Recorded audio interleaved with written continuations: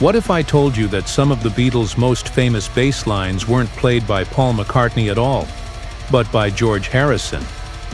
Yes, the man known as the Quiet Beatle sometimes stepped out of his lead guitar role to pick up Paul's bass, and the backstory is filled with drama, surprises, and even moments when Paul stormed out of the studio. By 1966, the Beatles were at a turning point. The band's sound was evolving beyond simple rock and roll, and each member was experimenting with new instruments, arrangements, and recording techniques.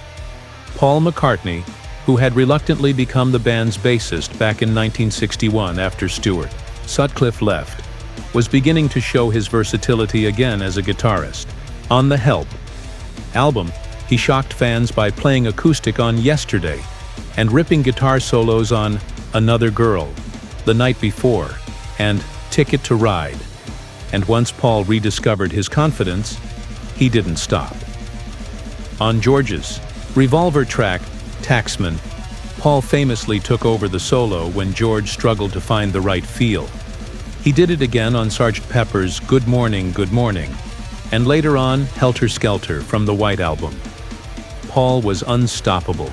But what many fans don't realize is that while Paul was branching out, George Harrison was quietly doing the same thing, on Paul's own instrument.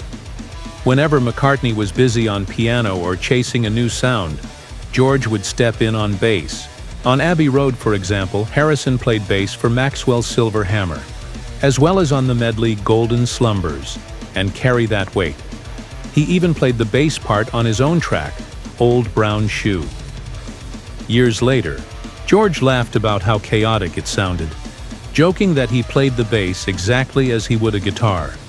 Fast, messy, but full of energy. Even earlier, during the Revolver sessions, Beatles historians believe George was already filling in on bass.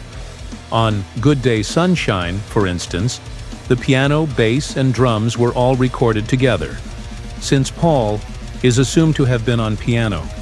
That leaves Harrison holding down the bass line.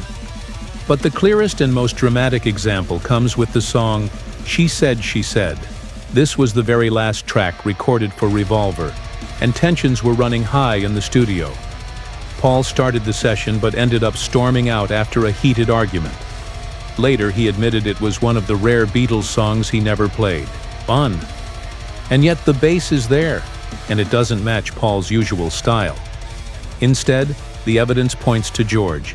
Beatles historian Robert Rodriguez explained that because of how the band used 4-track tape, Paul's bass would have been recorded alongside Ringo's drums if he had stayed. It's a fascinating reminder that the Beatles' genius didn't just come from polished performances, but from their ability to adapt, to swap roles, and even to turn moments of conflict into creative breakthroughs.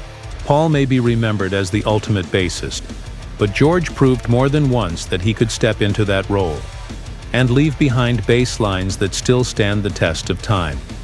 So the next time you listen to Revolver or Abbey Road, pay close attention to the bass. You might just hear George Harrison's hidden fingerprints all over those legendary tracks.